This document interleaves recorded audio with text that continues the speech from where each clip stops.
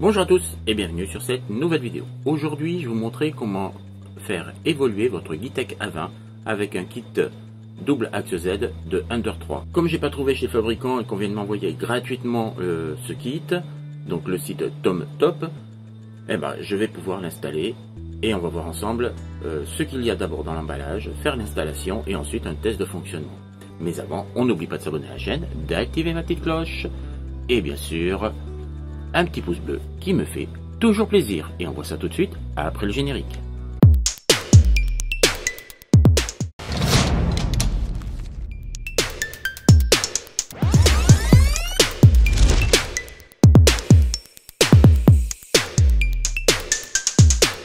Allez, on va regarder un peu ce qui se trouve dans la boîte. Alors j'ai un moteur, donc le moteur un EMA 17 bien sûr. Bon, c'est un 30, mais enfin 32, mais c'est bien. On a les câbles de connexion des deux moteurs. J'ai déjà enlevé la collerine. Voilà. La partie qui va sur la carte mère et les deux câbles qui vont sur les moteurs. La pièce maîtresse qu'on a besoin. Voilà. Alors, une petite notice de montage. Alors, un petit tournevis réversible, côté cruciforme, côté plat, un embout de 8 pour les écrous, voilà une clé plate assez standard et 3 clés à 6 pans. La fixation du moteur, donc on a la fixation qui est ici avec toutes les vis nécessaires et on a même les vis qu'on va changer bien sûr pour l'assemblage de la plaque ici. Ensuite, on a quoi? Alors, on a deux supports de la partie haute. Alors, pourquoi deux? Je sais pas, parce que normalement on a besoin que d'un seul, mais pourquoi pas.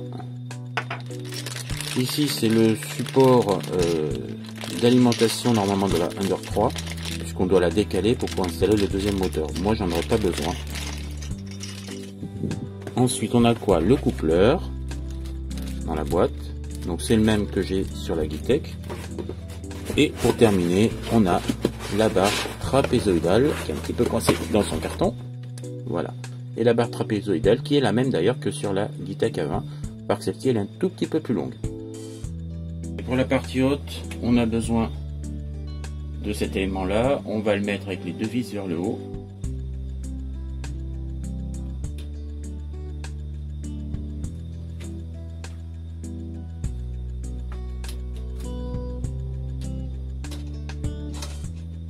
Voilà, on installe.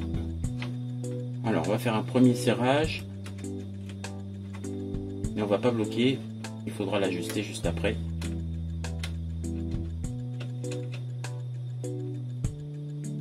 Ok.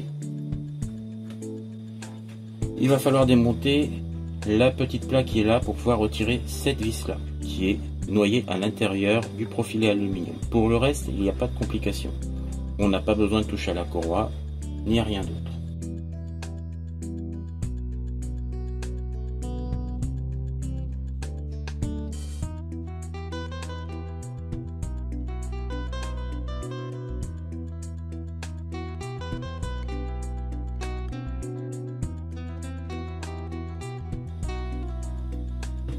Ah tiens, j'ai des roulements qui sont venus tout seuls. Ce serait bien qu'ils restent à leur place, bonhomme. Merci. Voilà, pour la troisième, donc là on va faire l'inverse. On va mettre la clé à l'intérieur. Donc j'ai déjà retiré la petite protection. On se met dans le trou. Voilà, hop, et on vient desserrer ici. Cette partie là.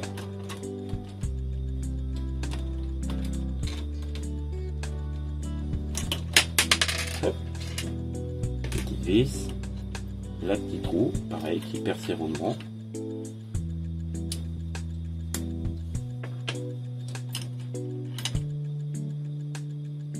Celle-là, on la perd pas. Et ici, comme on peut pas la retirer, on va être obligé de démonter les deux vis ici. Petite astuce, petit repère, pour être sûr de remettre au même endroit Donc maintenant je vais desserrer ces deux vis là. Alors celle-ci qui est là et la deuxième que vous voyez pas qui est derrière. Voilà pour la plaque. Alors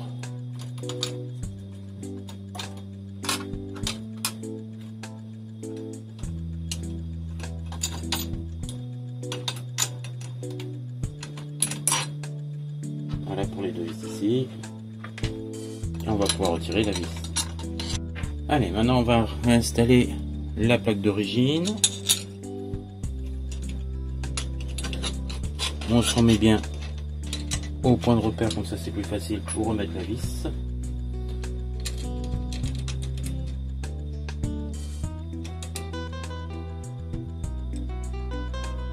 Voilà.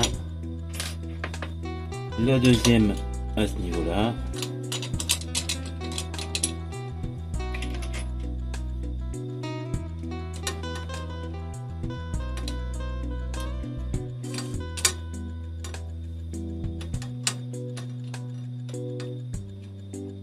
Donc cette pièce, vous voyez, je l'ai un petit peu abîmée parce que j'ai dû modifier les trous ici, qui était cette pièce-là est quand même légèrement plus grande et la pièce d'origine est plus petite. Donc là, je rajouterai juste des rondelles pour bien centrer.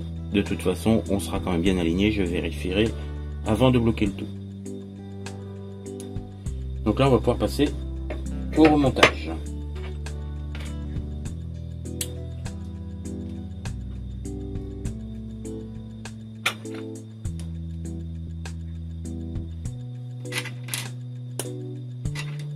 Hop, on remet la petite rondelle intermédiaire en place, ça serait bien.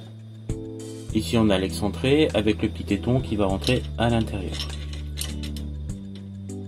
Ensuite on remet la roue.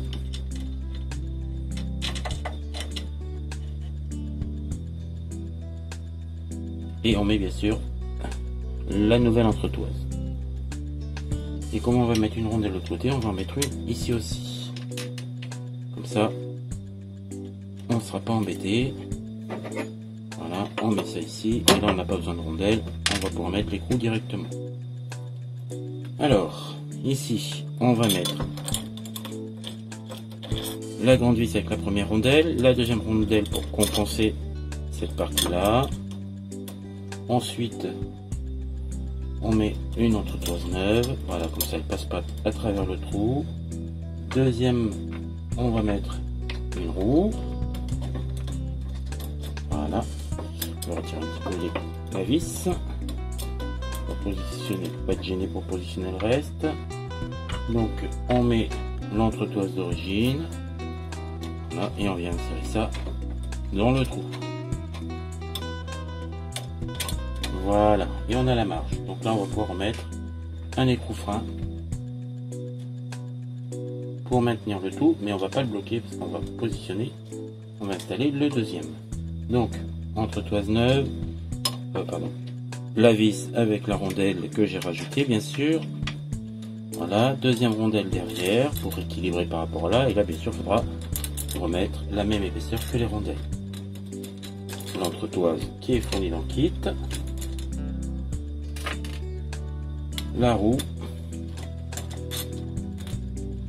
la deuxième entretoise, voilà, et on vient insérer ça dans le trou, et c'est gagné, on est bien positionné, c'est parfait, et on remet l'écrou frein derrière. Voilà, là on est bon. Alors, avant de fixer le tout, on va vérifier qu'on soit bien aligné. Donc, on a installé des vis un peu plus longues avec des rondelles, comme ça au moins, on va récupérer l'espace des rondelles qui est là. On va insérer ça dedans. Alors, ok. Maintenant, on va mettre ça ici. La barre trapézoïdale, on vient la glisser dedans. Ah, c'est pile poil dedans, c'est parfait. Donc, on va aller la mettre jusqu'en butée. Voilà, là elle est embutée. Et on va pouvoir serrer.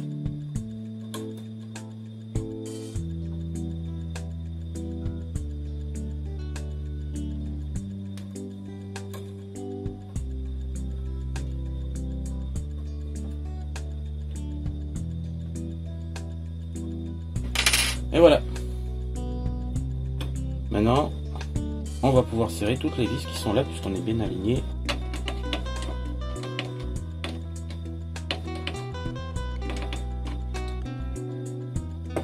l'inverse.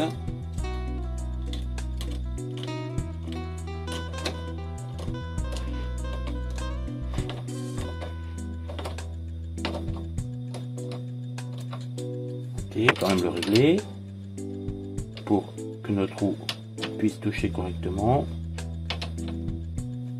Et maintenant, il ne nous reste plus qu'à faire la partie électronique. Alors là, on va changer le câble. On va simplement retirer celui de l'axe Z. Voilà, on va le laisser ici. Je ne vais pas le retirer, tout simplement parce que tout est fixé ensemble. On va juste rajouter le nouveau câble à la place. On va se servir de l'espace ici qui est encore plus bas. Merci. Voilà, on va se servir ici du trou pour la fixation de la vis pour faire ressortir le câble d'alimentation du moteur. Et l'autre côté, on est assez long pour pouvoir passer notre câble ici et alimenter le moteur de l'autre côté. Donc on va le passer directement. Voilà. Et on fera la connexion après. Voilà. Ici, j'ai rajouté une collerine. Une deuxième à ce niveau-là.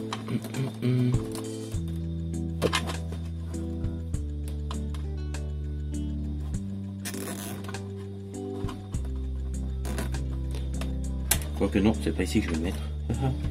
C'est plutôt... On va le mettre ici. Voilà. Hop. Voilà. Et on va le rattacher une fois de plus par là.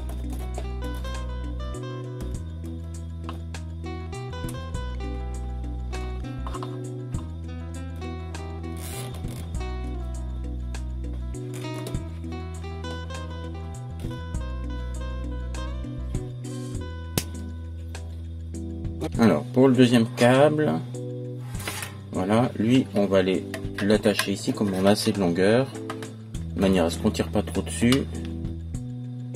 Alors on va aller l'attacher ici aussi et on le fera ressortir bien sûr par là. Mais par contre j'ai pas besoin de beaucoup, donc on va essayer de voir combien j'ai besoin. Voilà, lui on pourra même le brancher tout de suite, mais on verra, je vous montrerai après qu'on ait juste assez de place pour le brancher, donc ça devrait aller. On va l'attacher d'abord au fil d'alimentation ici, comme ça.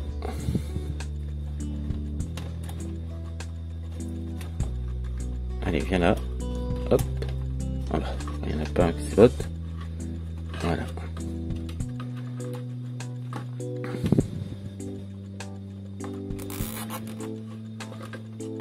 Ici, on va y faire une petite boucle et on peut le rattacher à lui-même sur cette partie là.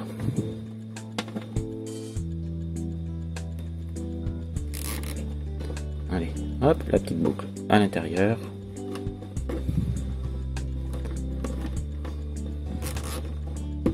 Voilà, comme ça on a quelque chose qui est propre.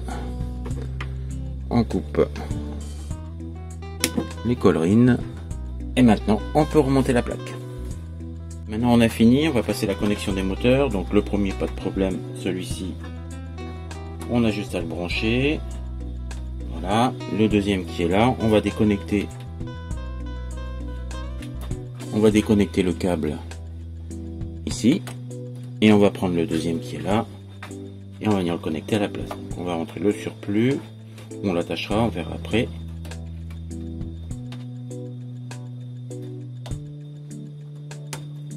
Voilà, pour l'assemblage c'est terminé, on va pouvoir passer au test. Un petit réglage de niveau pour être sûr qu'on est au même niveau de chaque côté. Allez, tout est fini, on va pouvoir passer au test fonctionnement. Donc la machine est branchée, on va la démarrer. Donc, on passe sur l'écran, on attend qu'elle démarre et on va faire un test. On va commencer par bouger les axes, là si tout va bien. On va donc préparer, bouger axe et on va directement bouger l'axe Z. Bah, écoutez, ça marche pour le moment, je vois pas de problème.